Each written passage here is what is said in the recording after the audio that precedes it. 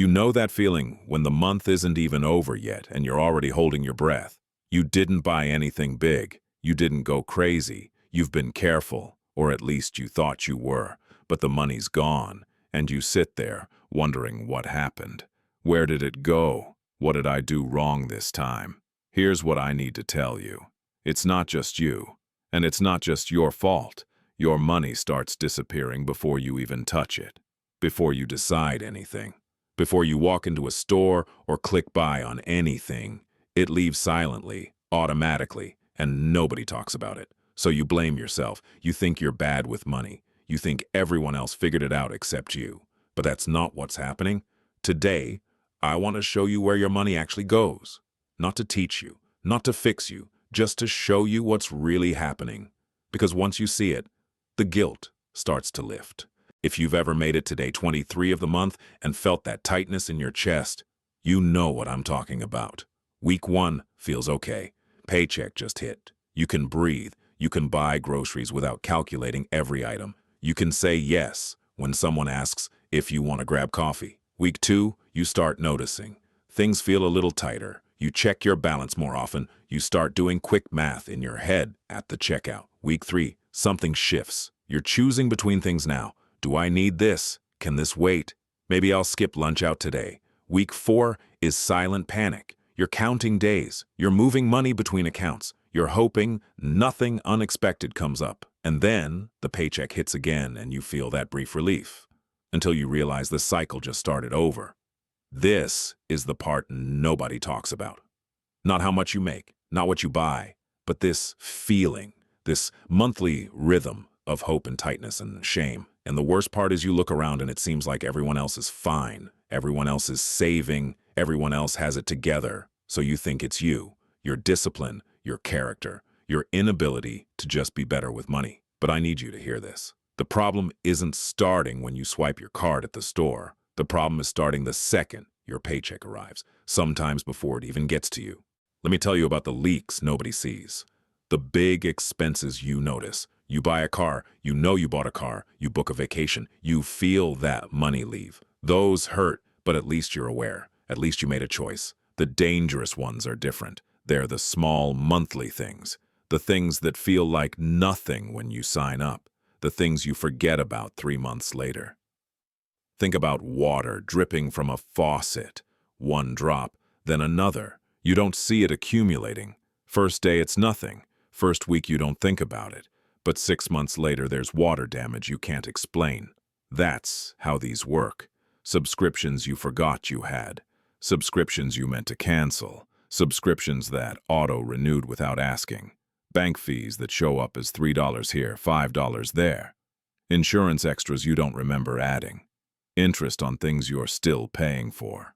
A subscription costs $20 a month, 18 euros, whatever your currency is. That feels like nothing, right? You spend more than that on lunch, but it's not 1 month, it's every month. It's $240 a year, 215 euros, and you don't just have one, you have 5, 7, 10. You don't even know how many. I'm not making this up to scare you. I'm telling you because when I finally sat down and looked at mine, I couldn't believe it. Things I forgot I signed up for, things I used once, things I meant to cancel months ago, all of them taking a little piece every month. None of them big enough to notice, all of them together big enough to matter. But here's the deeper thing. It's not just subscriptions, it's the structure of everything. When your paycheck comes in, you think of it as yours, like it's sitting there waiting for you to decide what to do with it. But that's not true. Most of it is already spoken for, already claimed, already gone. There are 2 types of money in your paycheck. The money that's already decided and the money you get to decide. The already decided money is rent, utilities, insurance, loan payments, phone bill, internet, transportation, all the subscriptions we just talked about. These don't ask your permission. They don't care how you feel. They don't wait for you to be ready. They just take every month automatically. And here's the thing that nobody tells you. This already decided money is usually 60 to 70% of what you make. Let me say that again. 60 to 70% is gone before you make a single choice. The exact amount doesn't matter. Whether you make $5,000 or 4,500 euros or 3,000 or 2,500, the percentage is the same. Most of your money is locked before you even see it. So let's say you bring in $5,000 a month or 4,500 euros. The number doesn't matter. Just follow the structure. Rent takes 2,000, utilities 500, loan payment 700, transportation 250, phone and internet 200, insurance 150, subscriptions another 100. You just lost 3,900, almost 4,000. You have 1,100 left for 30 days. That's about $37 a day, 33 euros. With that, you need to buy food, all your meals, for the whole month, and also handle everything else, treats, emergencies, life, and when it runs out on day 24, you blame yourself for not being disciplined enough. But the math was broken from the start. 65% was already gone. You were trying to live a full life on 35%. That's not a character flaw. That's structure. And there's something else happening that makes this worse. The system isn't just taking your money. It's designed to make spending feel painless.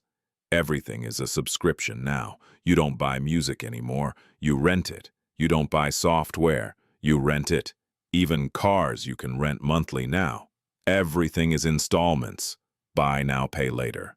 Spread it over 6 months, 12 months. You don't feel the full weight because the pain is delayed. Everything is on a card. You tap, you swipe. You never see the money leave your hand. Research shows people spend 30 to 40% more with cards than with cash. Because cash hurts, cards don't. And then there's the reward language we use on ourselves. I had a hard day. I deserve this. I've been stressed. I earned this. Just this once. Except it's not once. It's every hard day. And life is full of hard days. I'm not saying don't treat yourself. I'm saying the system has trained us to reach for a purchase every time we feel something uncomfortable. And that adds up. None of this is to blame you. None of this is to say you're weak. I'm saying the system is built to feel easy in the moment and costly over time. And if you don't see how it works, you'll keep blaming yourself instead of understanding the design. So what do? I'm not going to give you some miracle plan. I'm not going to promise you'll be rich in 6 months if you just follow these steps. What I'm going to give you is control. Small, real, achievable. I call it LeakToWin. Not because it's clever, because it's exactly what it is. Stop the leaks. Win back control. 5 things. Simple things. Things that actually work. First, sit down and make a list of every automatic payment you have. Everything that leaves your account without you clicking, prove every time. Phone, internet, subscriptions, insurance, everything. Write it down. Because if it's not written down, your brain will forget it exists. When I did this, I found things I forgot about 2 years ago. Streaming services I never used. Apps I downloaded once. Memberships I meant to cancel. Just sitting there, taking a little bit every month. Second, look at that list and put everything into 3 groups. Things you need to cancel, things you should pause, things you can keep. Cancel means you don't use it. You don't need it. It's just running because you forgot. Pause means maybe you need it later, but not right now. Keep means it actually adds value to your life. Don't try to cut everything at once. You'll get scared and do nothing. Start with 1, get that win, then keep going. Third, when your paycheck hits, take a small amount and move it somewhere you can't see. Another account, somewhere separate, even if it's small, even if it's $50, 45 euros, 5% of your income's 3%, something. Because if you wait until the end of the month to save what's left, there will be nothing left. That's not a prediction. That's just how it works. Fourth, stop thinking in months, start thinking in weeks. Monthly budgets don't work for most people because a month is too long. You spend too much in week 1 because it feels far away. Then you panic in week 3. Weekly limits are real. Set an amount for groceries per week, an amount for going out per week, an amount for extras per week. Weekends, limit resets. It's easier to control 7 days than 30. Fifth, once a month sit down for 30 minutes and check everything. Look at your automatic payments again. Did something new get added? Is something still running that you thought you canceled? This isn't paranoia. This is maintenance, because leaks find new ways in constantly. These 5 steps won't make you rich, but they'll give you something more important right now. They'll give you visibility and control and the feeling that you're not just reacting anymore. Here's what I want you to take from this. If your money runs out before the month ends, it doesn't mean you're broken. It doesn't mean you're bad at life. It doesn't mean everyone else figured out something you're missing. It means you're dealing with a structure that was never explained to you. Most of your money is claimed before you even see it. The rest is pressured by systems designed to make spending feel easy. And then you're told the problem is your discipline. But it's not. The problem is you're trying to pour water into a bucket with holes in it. And instead of looking for the holes, you're blaming yourself for not pouring fast enough. Stop pouring faster. Find the holes first. That's what we're going to do here. On this channel, we're not going to talk about getting rich. We're not going to sell you courses. We're not going to pretend there's a secret. We're going to find the leaks. We're going to show you how they work. And we're going to close them one by one. Subscriptions, bank fees, credit card tricks, store psychology, all of it.